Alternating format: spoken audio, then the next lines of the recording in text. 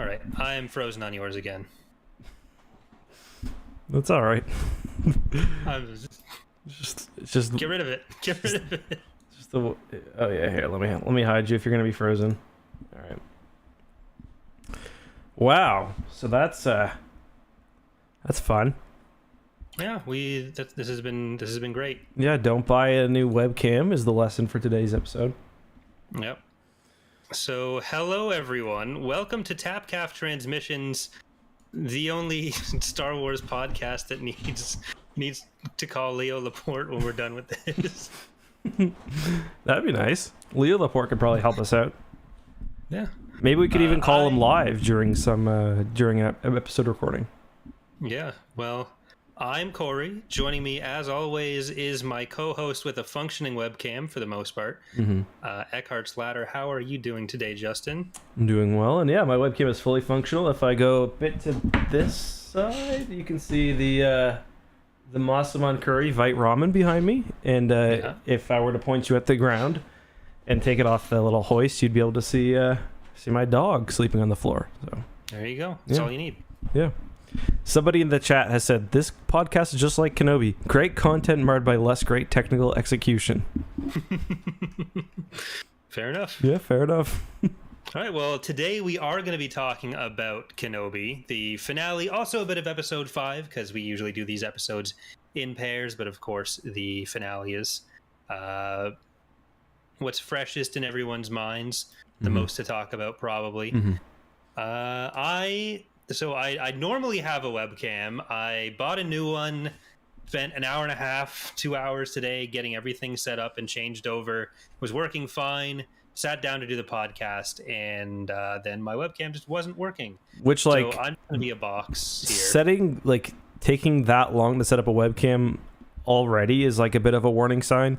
Because a webcam is like the ultimate plug and play technology. The webcam worked out of the box. It's just I was setting up the actual camera settings, and I was changing my lighting setup and having to resync all my light bulbs to my phone, which is a thing. But yeah, it didn't work. Didn't work. Yeah. Part of it too is like all the webcam stuff has like proprietary software now, and I think it just usually ends up making things worse, especially when you go to work with like OBS or something. Yeah. So you reminded me that I had lighting, so I was messing with that too. But yeah, so that sucks. What else has been new, Corey? Because we took last week off. You were away. You want to tell us about your trip? Yeah, so I last week was visiting family, so I left on the Wednesday, came back on the Monday, so that was nice. Got to see my nephews, who I rarely get to see. They are pretty young, so every time I see them, it's like 6 to 18 months apart. And they do be getting older at that age. It's like, yeah, it's such a huge difference every time. So I spent some time with them, did a lot of babysitting, so my sister and brother-in-law could exist as humans on their own for a while as well. But yeah, so did you get COVID on the trip, or did you make it no, you made it home scot-free? No, I just had some allergies because of a dog. Okay. And, I just figured, because you haven't had it yet. I was convinced. Yeah, I think I might have had it in December last time I went to see them. But. Oh, okay. And because I'm also streaming this too, I just want to, for those of you who are new, this is our podcast, Tapcaf Transmissions. We usually talk about Star Wars books, kind of like a book club, especially for the expanded universe, but we do occasionally talk TV shows or news or whatever else. So if you want to listen to the audio version, there's links down in the description. We usually record once every week or so. Before we continue, we should talk about next week. I'm going to be away until Thursday, so I was thinking maybe next week we should do another Tales of the Jedi. Yeah, we can either do that, or do you think Edge of Victory would be too long? Because we were going to do it'd probably be other... Yeah, okay. It's probably going to be too much for me, because I'm like going somewhere, and I'll be taking the kids to water parks and stuff, so it's not going to be possible. But we could, so the week after that, we could either do, I've got Shadow of the Sith right here. My physical copy finally came in super late. So we could either do this, or we could do go back to Edge of Victory. What do you think? We have been putting off Edge of Victory for quite some time, but it'd be nice to do Shadow of the Sith when it's more timely. Yeah, so that Shadow of the Sith comes out, I think it's, June 28th. So it comes out next week. So, I mean, we could do Shadow of the Sith and then do Edge of Victory, and then kind of, like, we could do Edge of Victory the very next week instead of taking a week off, maybe? Yeah. Okay. Yeah, let's do that. Let's say Tales of the Jedi, the second chronological arc, which I forget, is that one just the Tales of the Jedi, like, eponymous? Mm-hmm. Yep. So we'll do that, then we'll do the new Sith one, then we'll do Edge of Victory. Mm-hmm. Yeah, so that'll be fun. Agents of Chaos, not Edge of Victory. Agent of Chaos, yeah. Then the next Dijon Bong one. It's been a while though. You're right. It has been, I guess, what, like three weeks, I guess, since we talked about the last Vong book, maybe. 3, maybe 4. Mm-hmm. Yeah, so it's been a minute. I watched. So yeah, I speaking of kids, I watched this episode. I've been watching the show with my son. He's only 3.5, but he really, really likes it for some reason. Probably because Darth Vader is his favorite character. You think Star Wars is Darth Vader? Yeah, well, he knows like surprising amount of characters. He really likes General Grievous, even though he never has had the patience to get that far into Revenge of the Sith. But he likes General Grievous. He loves Darth Vader. He likes the Stormtroopers. They're probably his favorite, and he really likes the droids. He knows most of the droids except for a couple of them. But he's loved Kenobi. He sits through the entire episode. When the last episode came out, I was watching it with him kind of on one leg, and then my daughter, who's like, she's not even 2 yet. She was just, anything will get her attention for a while. And I've got a video, and maybe I'll edit it into the audio version of this, but when the fight started, he started screaming, hit him in the face with your lightsaber, Obi-Wan, and he's just like screaming it over and over and over again. And Kelsey was in the kitchen making breakfast or something, and she's like, what's he going on about? And he was just like, hit him in the face. It was so funny. And he was like running around, like swinging something, like a little pirate sword or something. So he was really enjoying it, and that was a lot of fun for me. I had already seen it, I think, at that point once, or maybe that was the first time. But yeah, he was really loving it. So that was fun. Yeah, gotta get them while they're young. Well, it's like with the Star Wars thing, I never really tried, because that was like what my family was like. Oh, I bet you got him watching Star Wars. It's like, no, he watches whatever he wants. He picked up Star Wars, I think, mostly like just from seeing me watch something on my phone, or coming in he will hang out with me while I'm editing a video sometimes. And I think that's kind of how he picked it up. But yeah, he's more into the Dragon Ball Z, right? He watched a lot of Dragon Ball, like the original Dragon Ball. He got to what arc is he on now? I think he's on I think he's about to start the World Tournament when Goku grows up. So he's watched a lot of Dragon Ball. Anytime we have a sleepover downstairs, we crush a bunch of Dragon Ball. Bunch of beers, bunch of Dragon Ball. Yeah. There you go. Yeah. All right, let's talk about the episode though. Thoughts on episode 5? Briefly, I guess. I mean, they kind of run together. The whole show really does. It definitely felt more like a mini series than something like The Mandalorian, where everything is like clearly episodic. So, thoughts on episode 5? I think episode 5 and 6 together are like the two best in the series. Like, I'm not sure if I'd probably put 6 above 5, but yeah, I would too. I didn't think they had to use Hayden in his Hayden form for it to have been worth bringing him back, but I'm glad they did. I really enjoyed the fight there, and I liked how they tied everything together with that. Yeah, that was really cool. Yeah. So the big thing there is the nice de-aging. Yeah, what did you... Yeah. I personally am happy that because there were definitely talks, I'm sure, when they were filming this and putting it together. What do we do with Hayden? Especially, Ewan looks, pretty similar in age with makeup, but Hayden definitely looks older, which, I mean, it's been it's been in what 16 years. I'm kind of glad they decided to do the less is more approach. Yeah. Like, these are actors, and I like it. I do like the groundbreaking and kind of limit pushing technology sometimes, but at other times, like, it's just okay. Like, same with like the Ewan McGregor not looking quite like Alec Guinness. He's close enough that, like, you know, these are actors, and ultimately this is a piece of art. So yeah. I'm okay with them doing that sometimes. Yeah, like I'm not sure if there was even much, if anything, that was done digitally for I that. don't think there was.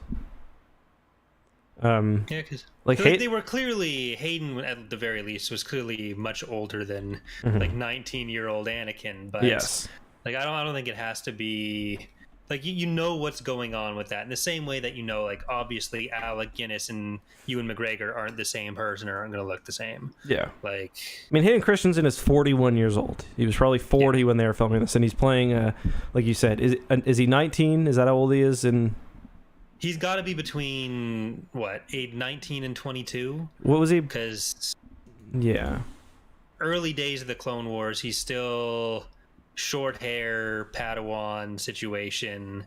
Like, he's probably 20 at the oldest. So yeah, like there's no way. Yeah. So I like that. I thought it was cool, and like you said, it was a cool way to tie the episode together. I really liked a lot of the things that episode 5 did, like thematically. I really liked the Reva character. But I think this was 5 was the episode which most suffered from, like, I think production design issues, where the entire thing is like in a dark cave, and it's just not very it's not very compelling to look at, and I don't think the action was particularly fun. And yeah, like that kind of brings the episode down a bit for me, and it was pretty much a problem the entire series had. Especially, I'm watching Miss Marvel as well, which is also, I haven't watched episode 3 yet, but I've been watching it on Disney Plus, and that's a show where you can't make one-to-one comparisons because Star Wars has to, you know, make sets for everything, and they can't just film in New York City. But it's like that show seems so carefully crafted, and I know it's been said a million times, but I wonder what happened that this kind of ended up this way. Yeah, I don't know if it was just like a difference between what they thought they wanted to do with the tone of the show, than that not translating quite as well in the end product visually. Because like Miss Marvel, it's a lot, like, it is a lot brighter of a show. So if they're going to be going into that, then like the end product is obviously going to be brighter. But if they started working on Kenobi, thinking like, oh, we want this darker tone, darker themes, then you start putting it together. It's like, oh, I can't see anything.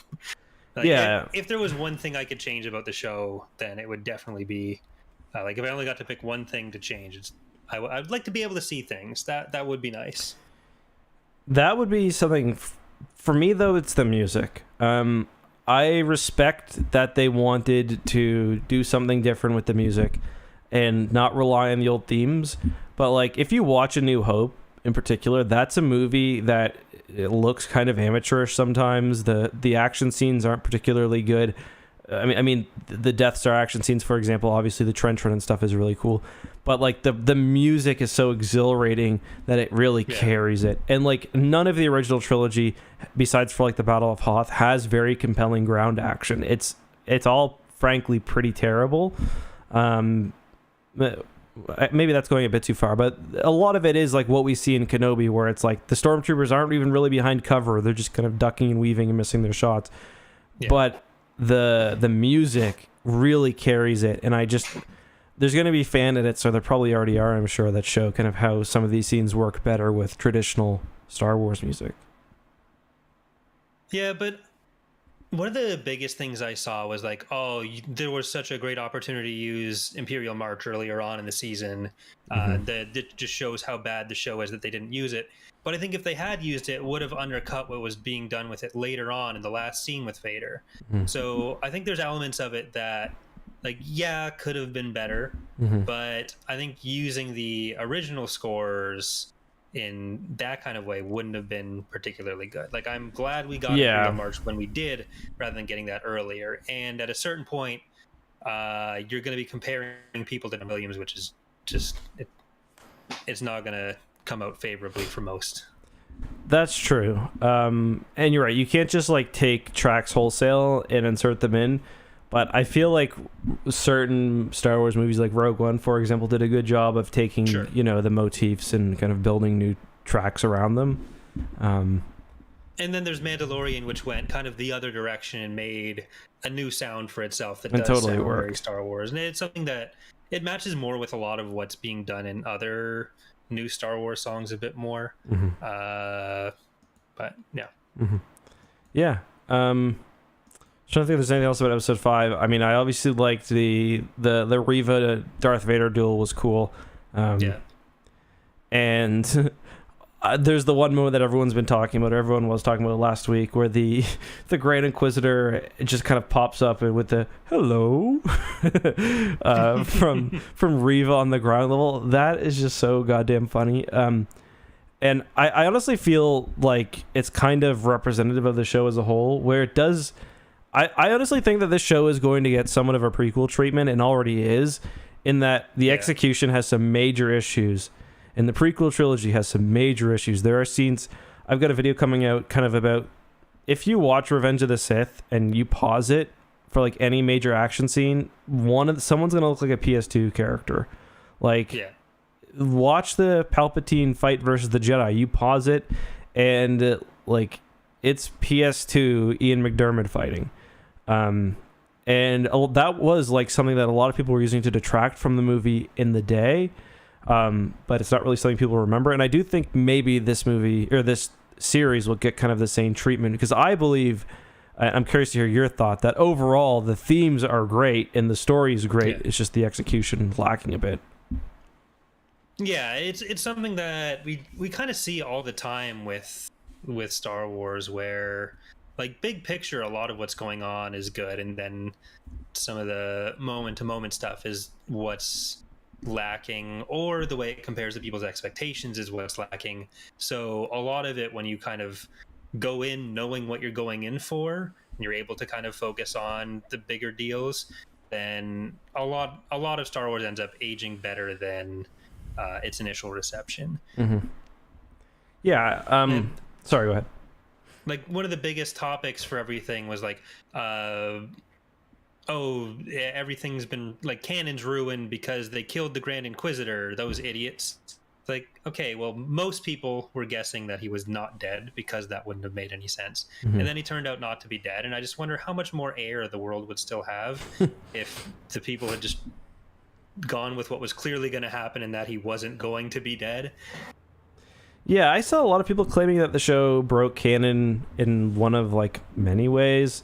I can't really, like, the one that people are saying is when, like, because Leia's a bit informal when she calls Obi-Wan on the hologram in episode, but like, that's obviously because she knows it can be captured, and she's obviously being a diplomat. And then later in the cell block, Obi-Wan even fucking says, hey, let's maybe not act like we've met each other before, in like a line that was pretty unnecessary, unless you were trying to address it to people who are going to say, oh, why does Obi-Wan later, or why does she later not sound very personable? And then later in the cell block, when she's being rescued and she's kind of dropped the whole kind of ambassador or senator thing, she's like, Obi-Wan's here? Like, I thought their relationship was great.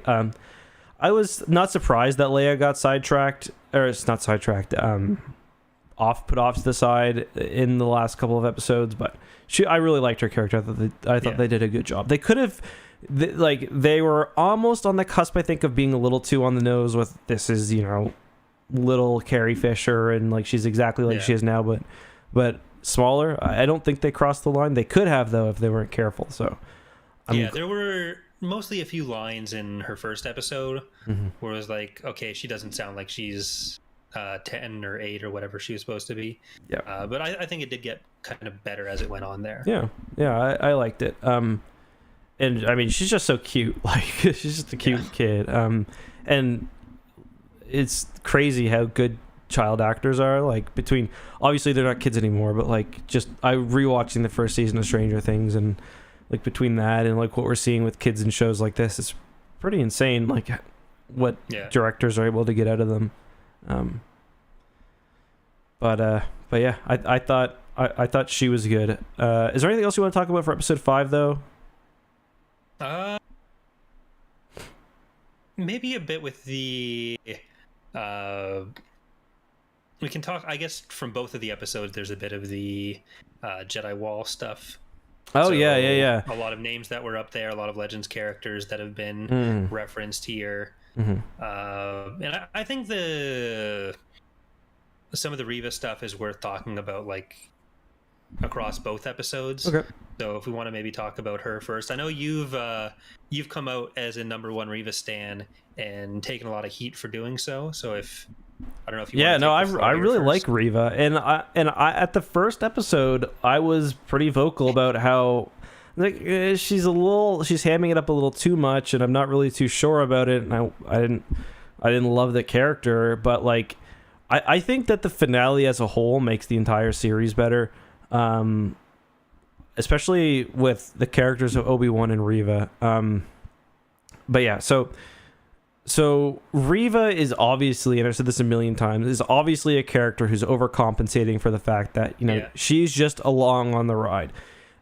She's not truly... That was one of the things that, like, when people were originally watching, like, the first episodes, where it's like, oh, this is bad because she's so over the top. Whereas, like, the other way it makes sense is that she's doing that because she is overcompensating.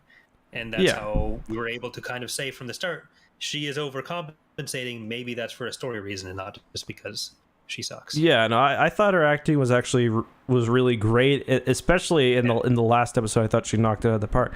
But what was I gonna say? And like I just feel like some people are not looking at her as a character. Like I think some people are trying to keep her too much into a box of what Star Wars characters are supposed to be like. Like the #1 thing that people are saying is that, oh, her motivations don't make sense, or like, you know, in this episode, why is she even doing that? And like that's the whole point. She's become so consumed with anger. Like it's the exact same thing with Anakin.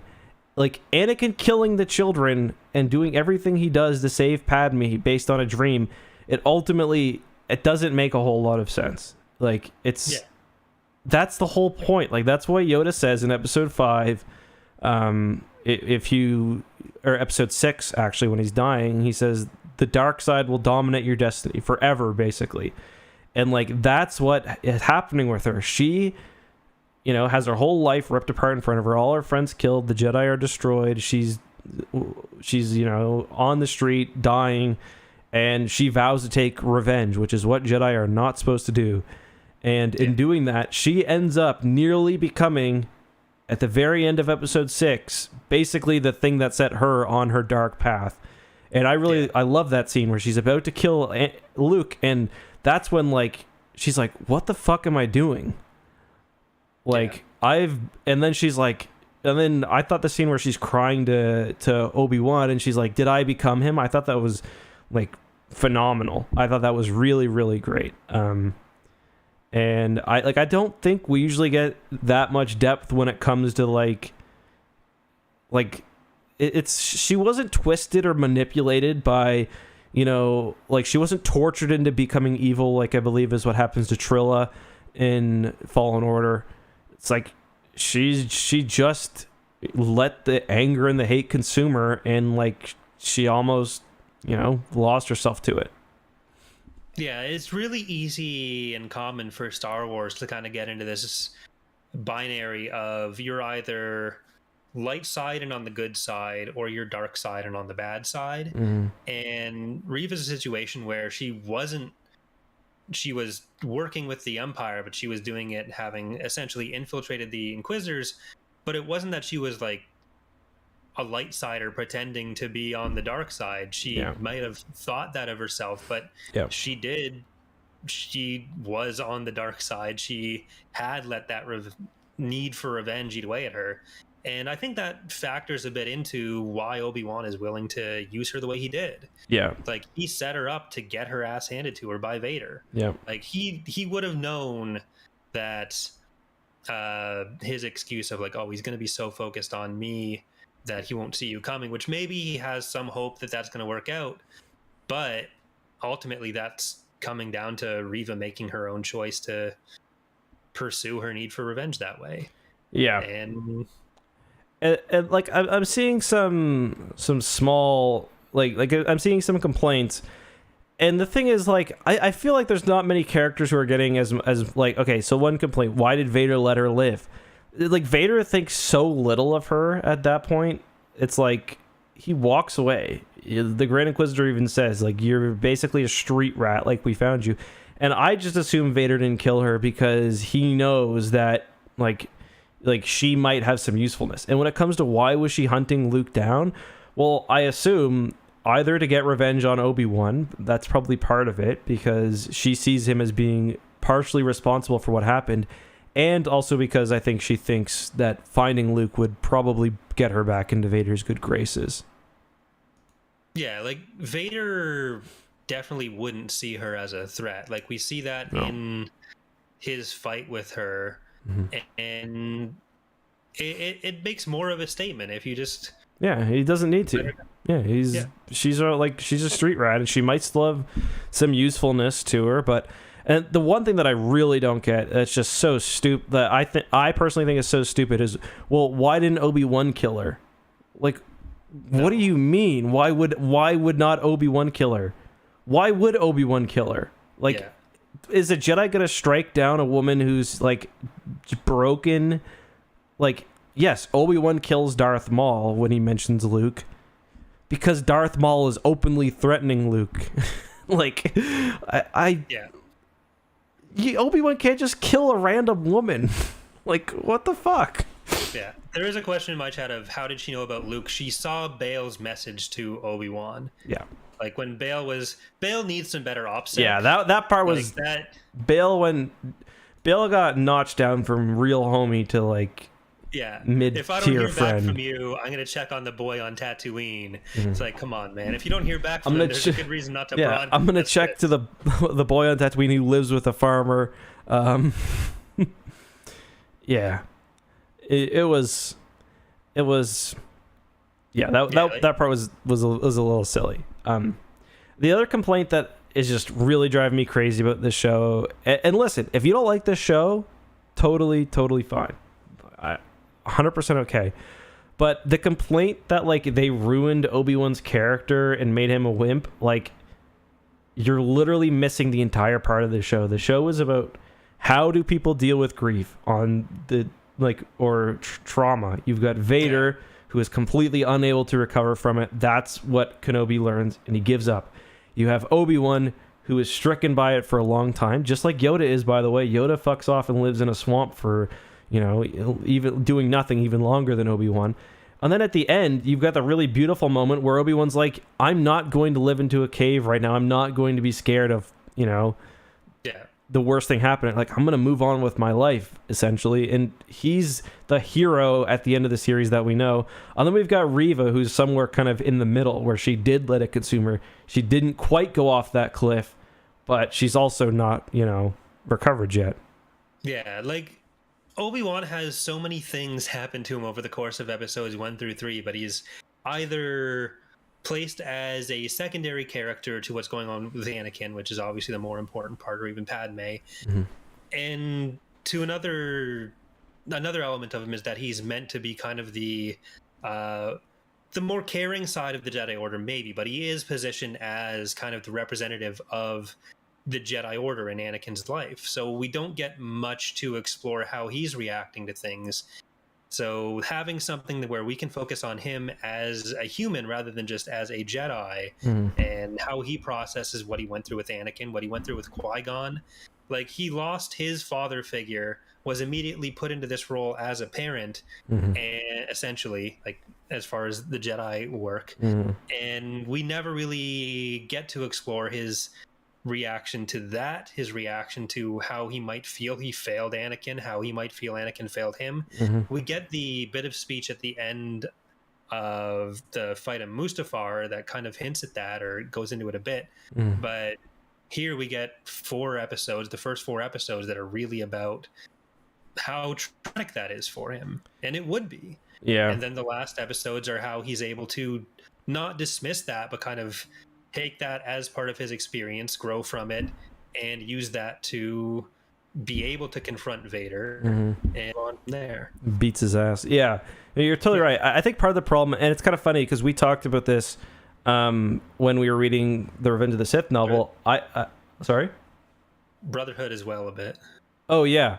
But at the end of Revenge of the Sith, I said, man, I really wish that the movie ended with that hopeful scene where Qui-Gon does show up, because that's kind of the glimmer of hope at the end of all these terrible things happening.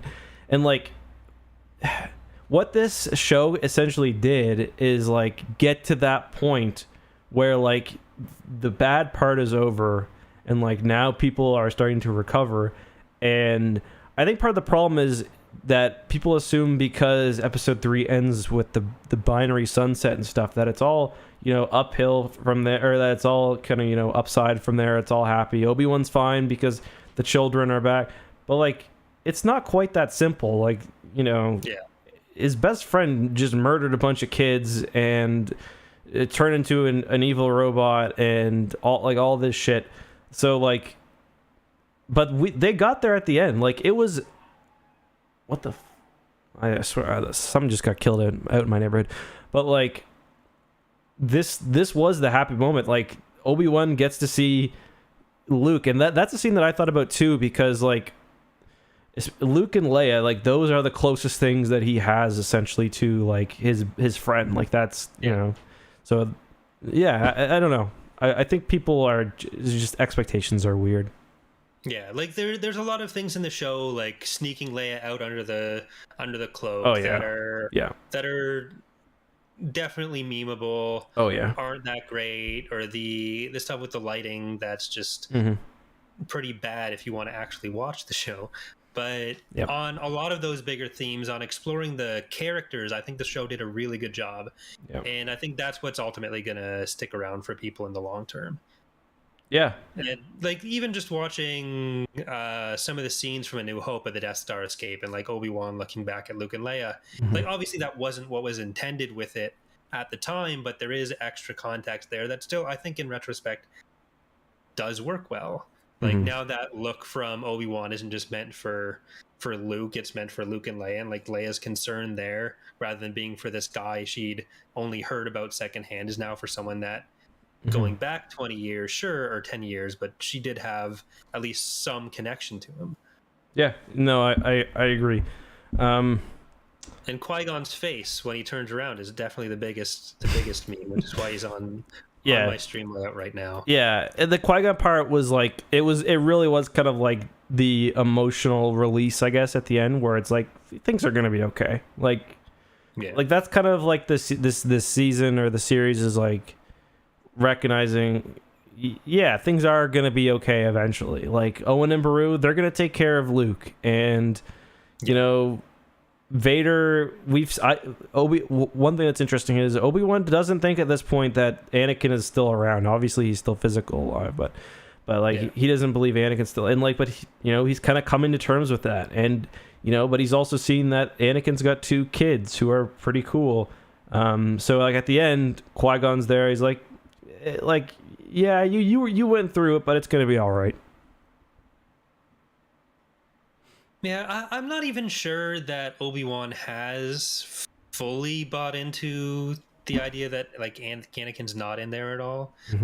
I think part of actually dealing with that experience is accepting that Anakin had that in him the whole time too. Like there isn't a divide between Darth Vader and Anakin. And it's one of the most annoying things in Star Wars for me, how characters get handled that way. Not just the whole Darth Vader versus Anakin, but like what I was mentioning before, the dark side versus light side. You flip a switch and you're not the same person anymore. Or like even Vader's redemption at the end of episode 6. like, sure, he might be renouncing Palpatine at that point, but that doesn't like retroactively make him a good person. So he shouldn't get to stand there all happy with Obi-Wan and Yoda right afterwards. I think they'd have some things to work through. But well, that's where you kind of get into the whole fairy tale versus yeah. I mean, you can take it as like a symbol that they would go out there and make things right if they could, but it's still... No, I totally agree. But yeah, I you know, obviously it is a bit more complicated than that, but I don't think Obi-Wan has a whole lot of hope in Anakin being redeemed at this point. And like, I think they went out of their way to make Anakin look pretty... Like, I love that. I think everyone kind of loves that scene where he gets, you know, his mask chopped open. And for me, that was really helpful because I've always kind of had trouble. Like, obviously, you know, logically that Anakin, as played by Hayden Christensen, and Darth Vader are the same character. But for me, this really helped me make the connection. Yeah. But like, Anakin looks fucking like depraved under there. He almost looks like he's smiling at some points. I think that's honestly just because of the way the mask goes into his mouth. Same, you kind of see the same thing, but like he looks like a fucking madman in there. Yeah, I mean, there's moments where it almost seems like Anakin, as Obi-Wan knew him, is coming through. And I'm not talking about like Obi-Wan thinking Anakin has a chance to be redeemed. I just mean the idea that Darth Vader and Anakin are the same person, and trying to reconcile the Anakin that he knew, like those character traits, with what's like standing in front of him there, even if now it's a lot more twisted and covered in plastic and fake arms and stuff. It still in some ways is Anakin. And I didn't love the lightsabers in this. They're kind of weird looking. The glow from them in that scene I thought worked really well.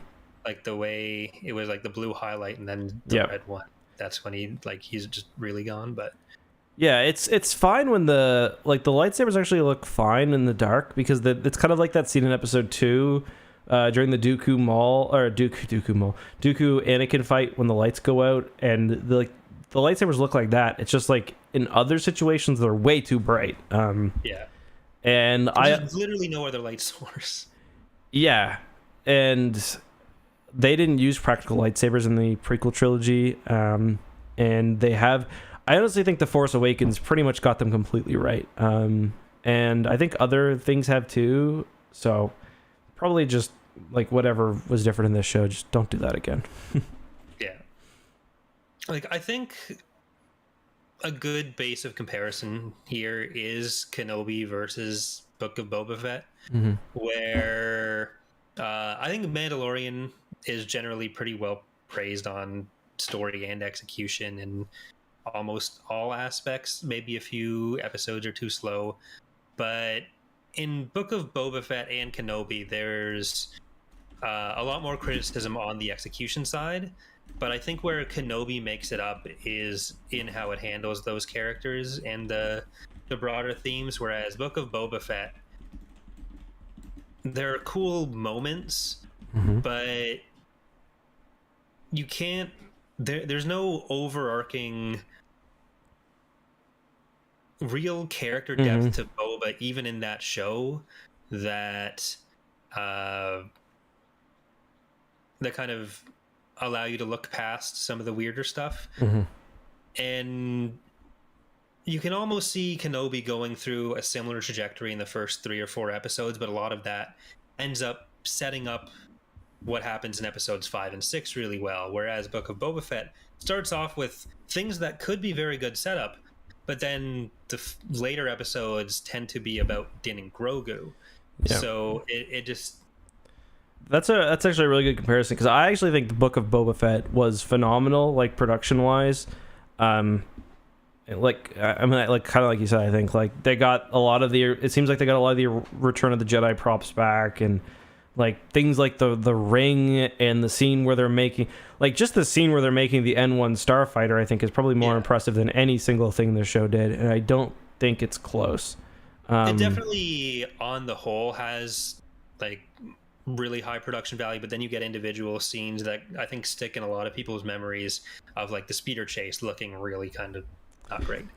Yeah, I got a bit of a problem with that personally, because I think the speeder chase, the main issue was like the speed, where like if you watch the environment and like from like, it's still in my opinion a bit of a marvel, because like the amount of things going on in the background, everything else, and like how well but yeah, I'm getting kind of off topic here, but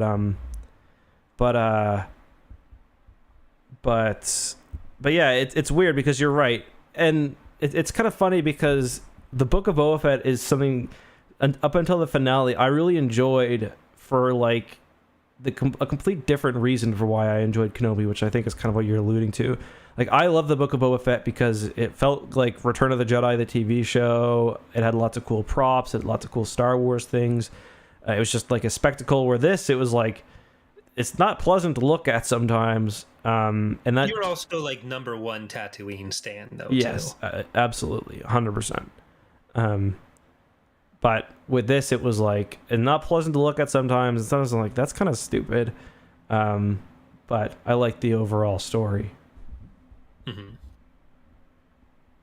So how would you generally rank if you were to take the 3 live action shows we've had so far? Then we kind of did this when we were talking about the first season of Bad Batch with the animated shows, but how would you position the live action ones now? That's really tough. Oh man, Mando is definitely first. I love Mando. I think if I were to even split Mando up in 2, I think Mando season 1 would be the top. Yeah, it would probably be Mando 1, Mando 2. I think Cassian's probably going to come in at 3 when it comes out, just based on how amazing the trailer was. I'm setting my expectations for that show very, very high. Man, I don't know. That's really difficult, because it's like, I guess I'd probably set this one as kind of the next one, and then maybe Book of Boba Fett. It's hard to say, because this one is just so redeemed by its finale, where it makes the entire show much better, where the Book of Boba Fett's the exact opposite. So yeah, I guess I'd go Mando, this, Book of Boba Fett. Yeah. If I'm splitting up Mando, then I'm probably doing like Mando 1, Obi-Wan, Mando 2, and then Book of Boba Fett. But like Kenobi in season 2 of Mando, I'd probably have pretty close to each other. Oh, really? I need to rewatch it. I'm probably being unfair to some of the shows there. I like, my biggest thing with Book of Boba Fett is that, like, looking back, it's hard to say where Boba was at the start versus the end, and maybe that's partially because I'm looking at it through such a Kenobi centric lens now of like character exploration, when sure, he had his Tusken adventures and he had his moments of being like super high on stuff, but it is, to me at least, kind of hard to see what his character growth was there. But you can also see that with Din, where we have a good idea of where he was going as a character. And like even Grogu in Book of Boba Fett, like we had his choice being made, even if it was largely made off screen. So yeah, I think for now Kenobi's in the middle, Book of Boba Fett is all right. So here's not that I dislike Book of Boba Fett, just it doesn't stick with me this way. Here's a question. Rebels or Clone Wars? I don't know if I've ever asked you that. Rebels. Okay. Absolutely Rebels. Yeah. Okay. Me too. Season 7 of the Clone Wars might be a bit higher than some of the Rebels stuff, but a lot of and there are individual arcs of the Clone Wars that I really like, but a lot of the early stuff especially is like the 17th Battle of Naboo, because Jar Jar and 3PO are off on an adventure. Yeah, I agree. Yeah. So anything else you want to say about the Sorry? Yeah, I'm trying to do a Rebels rewatch. I've just been so busy. I've only gotten through 2.5 episodes, so yeah. Are we ever going to try to do a Rebels thing for the podcast? I think we should. I think we should for sure. Maybe we do like Tales of the Jedi, maybe. Yeah, maybe like a half season per episode or something. Yeah, because we're gonna have some time without a show, but not much in the future. Like, And we're Andor is past basically shows 2 months forever. away. Yeah, so I don't know if we want to figure that out as the off episodes between Tales of the Jedi, or we do Tales of the Jedi, but we'll figure that out. There's nothing coming in before Andor, right? That's the next one. Yeah, it's Andor, then Bad Batch in the middle of Andor, I think. And then is there Visions coming out this year, or is that next year? I think that's next year. Okay.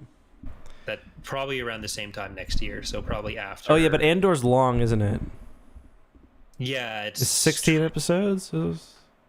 Isn't it 2 seasons of 12 episodes? Is that or what it something? is? I'm not sure. I don't think we know specific. There have been a lot of speculation about how many seasons there will be, but I don't think they've specifically said how many seasons there will be.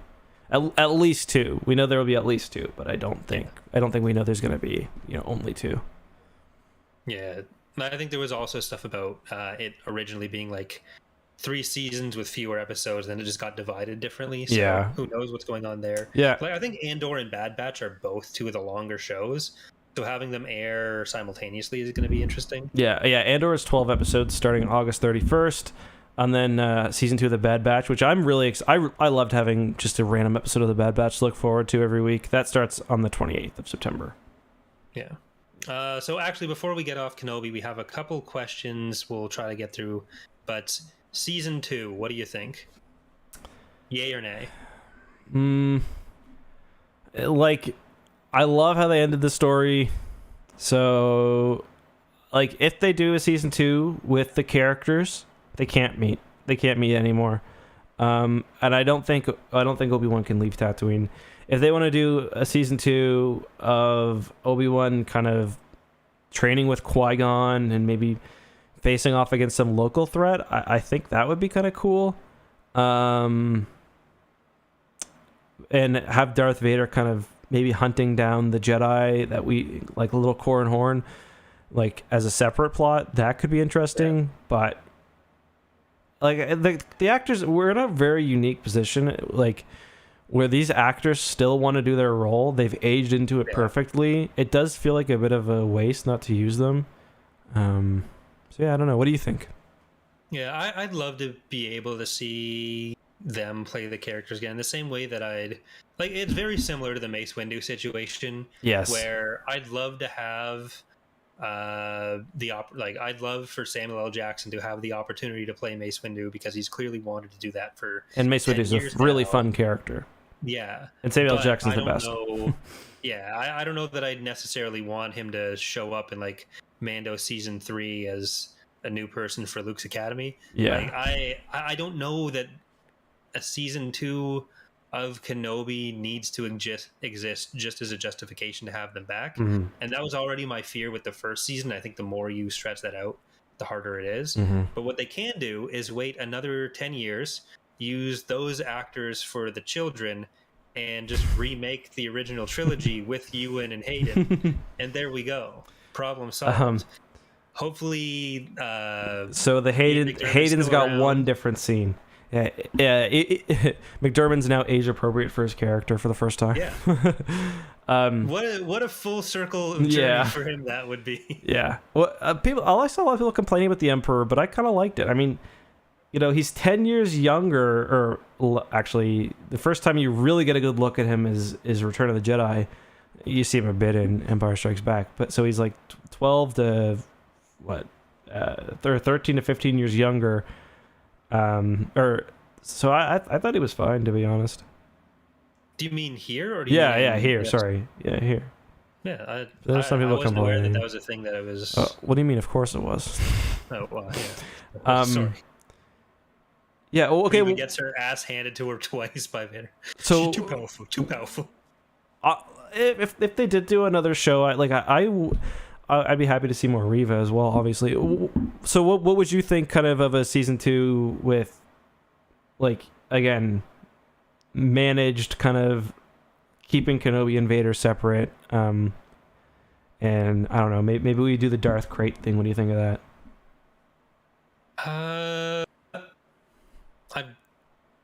I don't, sitting from this side of it, I don't want it. Mm-hmm. I don't think I want it.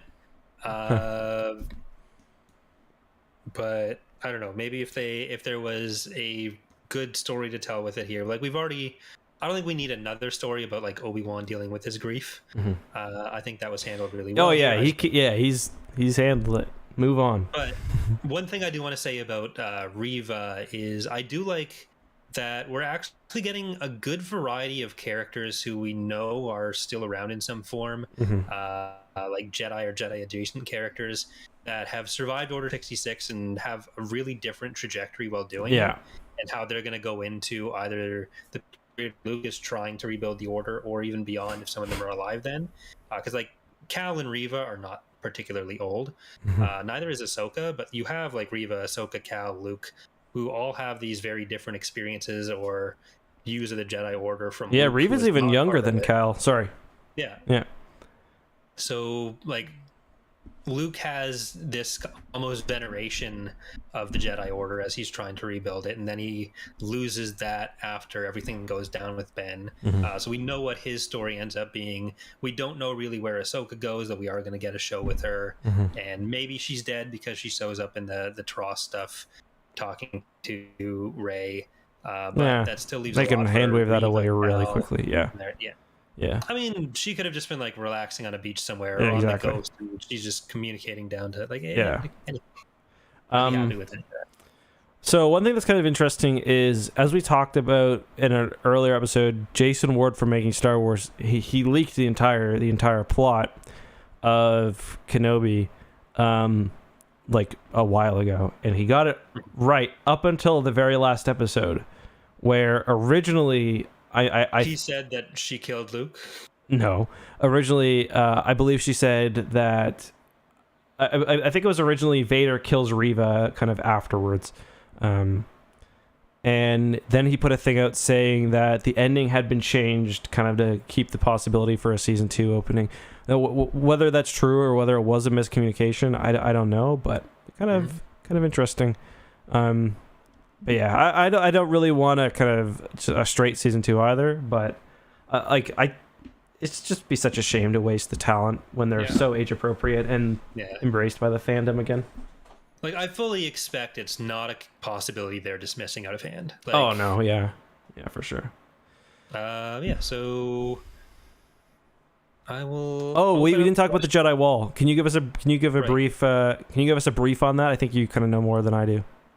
Right, so we had in the first episodes, we had Quinlan Vos, obviously, that Obi-Wan mentioned there. We also had I might be mixing this up with no. Okay, I shouldn't mention that stuff. No. So we saw in the tanks, we saw Coleman Kaj is dead. One of the or at only least council member. Yeah. The only council member that is unaccounted for, assuming that is Coleman, is Oppo Rancisis. So look forward to Oppo Rancisis appearing in season 3 of Mandalorian. But on the wall, and this is between the actual wall and production notes for it.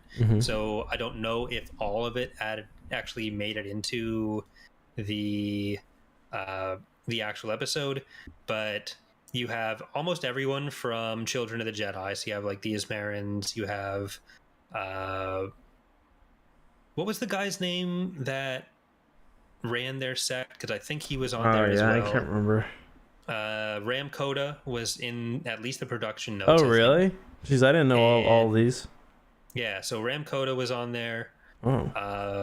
As was Eno Cordova, which I think is Seer and Eno from Jedi Fallen Order. I think Seer made the show. Oh no, maybe she didn't. Huh. So I didn't see these production notes. Interesting. Yeah, so there is a chance that Eno is still alive. I think most of them are probably just, let's ask Pablo Hidalgo or someone similar, what are some Jedi names we can throw up for these Easter eggs?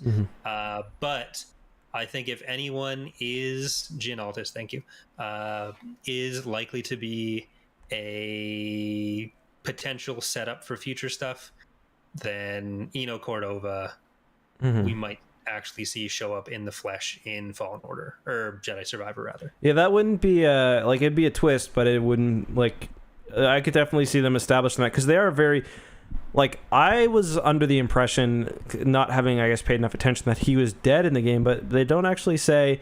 I actually assumed he died before Order 66, but they don't say it all, so he very could well be alive. But yeah, that's very interesting.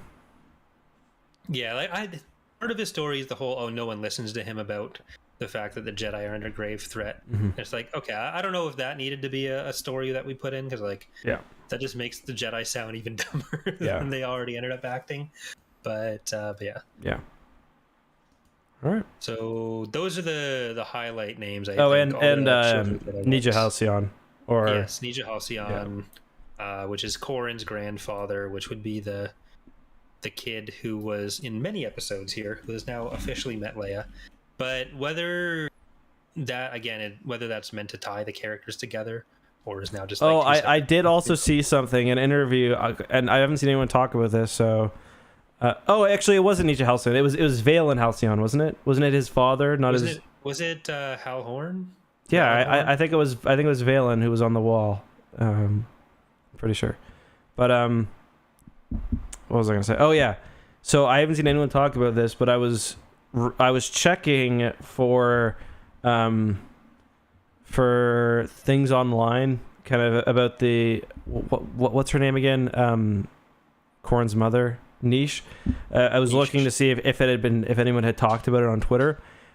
So I was just googling I was just on Twitter putting Niche in the actress's name, and I did find one thing. She gave an interview with a newspaper or a magazine in Spanish, and I did a Google Translate, and the character was called Niche. Now it's possible that they just got that from the IMDb listing, but it's also possible that she just told them in the interview that her character was named Niche. So did you see when that was from? No, I'll see if I can find it though, and maybe include it in the show notes if I can later. But it was from I think after episode 5. Okay, so it would have been okay. Yeah. So it wouldn't have been the source of people putting it on IMDb then? No. All right, so we got a couple questions for this week. First off, from Matrix with an Obi-Wan related one, asking, I was wondering in the final scene in Kenobi with Qui-Gon telling Obi-Wan that there was a place they would head to, do you think that could perhaps lead into a plot arc of the second season? I think he was just talking about them heading into the real estate market to buy Obi-Wan's house.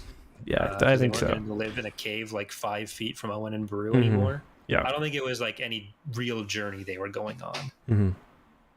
Yeah, no, I agree. It kind of reminded me at the end of, I was going to say Indiana Jones reference, but I don't think you've seen those movies. But yeah, it was like, let's just talk and let's get over it. Yeah. So thank you, Matrix. Next from Jacob, who says, what do you think happened to Obi-Wan's shuttle from the finale? Reva doesn't take it because Obi-Wan takes it to Alderaan, and then he flies it back to Tatooine. Does he sell it, bury it in the desert, give it to the Jawas? What's up with that? I think he sells it. Yeah, maybe he lets his little Jawa buddy from the beginning have it. Yeah, like, he absolutely sells it, though. Like, he is a homeowner in episode 4. He used to work at a fish market. Yeah, Tatooine didn't hand him a bunch of money. He gave his last money to that down on his luck clone trooper.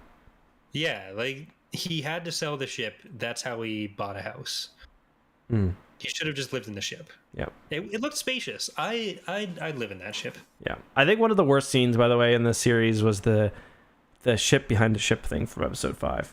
That was so bad. That was very Chewie's on the other shuttle. And like, at least that was executed like visually all right. This was just like, it looks like they like Control-C, Control-V'd it. Yeah, not great. Yeah. You'd think Vader could sense people. Star Wars is always very unclear on who can sense what when. Yeah. Like, it never rely on Jedi to be able to sense anything. Nope. Next from Byron, who asks, what do you think of Kenobi saying that passion was a positive quality that Leia inherited from her father? Also, this might be weird, but I was hoping the ship that landed on Alderaan at the end had Vader in it instead of Kenobi. Really like the scene in Dark Lord where Vader visits the Organa. Oh yeah, I forgot about that scene. That is a fun one. That would be awkward. Yeah. What was the first? Passion as a positive quality. Yeah, I mean, I think passion was a positive quality of Anakin's in a way. He just, he didn't have the maturity to kind of rein it in a bit. But I think he was definitely, I think him being passionate was a good thing for sure. Yeah, like there's the whole, the Jedi and Sith codes and like, passion is dark side, but it's more like Anakin had many flaws in how he went about things, but he did strongly care about things. Yeah, exactly. And Obi-Wan sees that in Leia, and sees that has let her help him and others throughout the show. So it's something that he recognized from Anakin that was like a positive spin on it. You want Anakin as your friend. No joke. Like if your car is broken down on the side of the road and you need to call your friend, he's going to come pick you up, and he's going to probably punch the guy who hit your car or whatever too. Also, we don't usually read donations. I want to say thank you to Clay for the $50. Appreciate that. Thank you, Clay.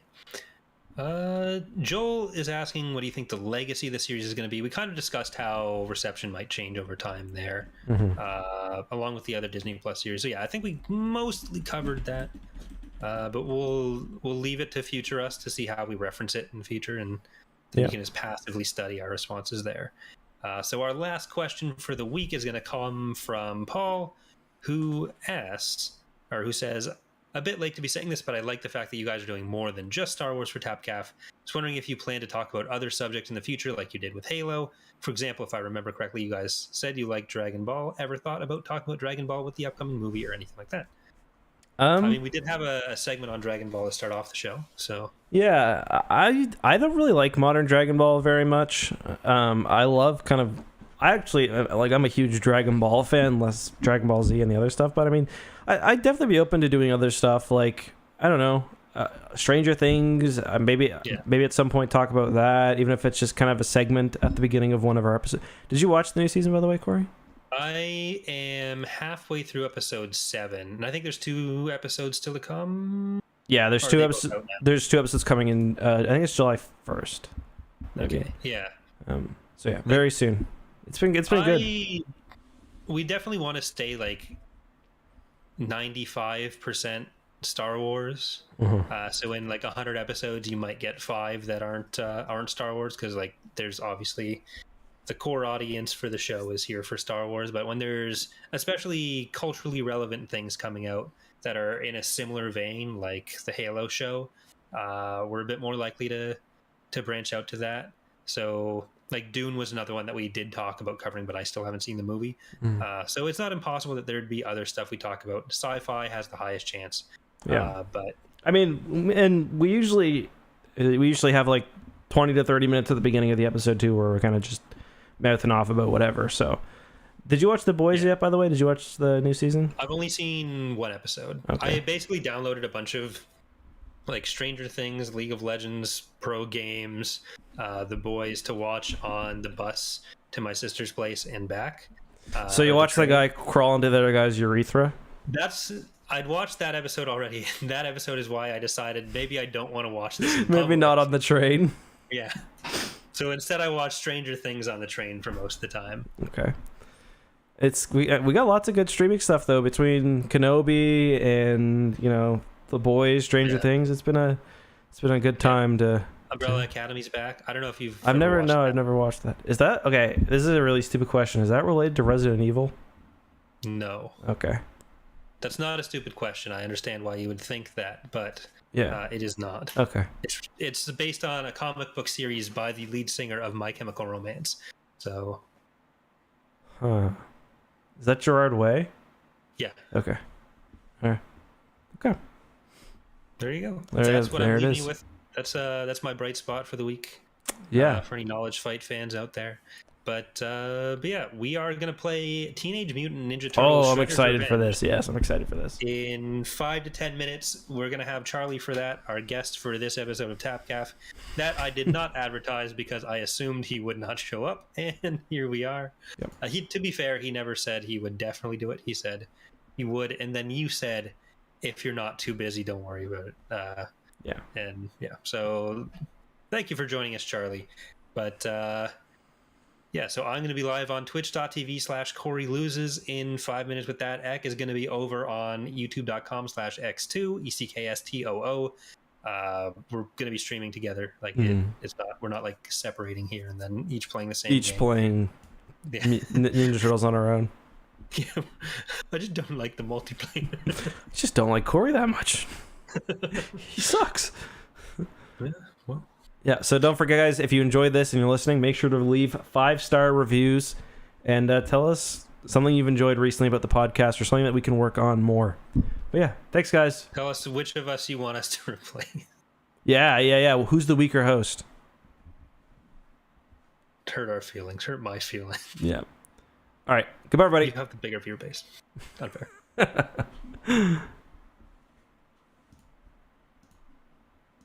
All right. I'm going to go get a drink of water.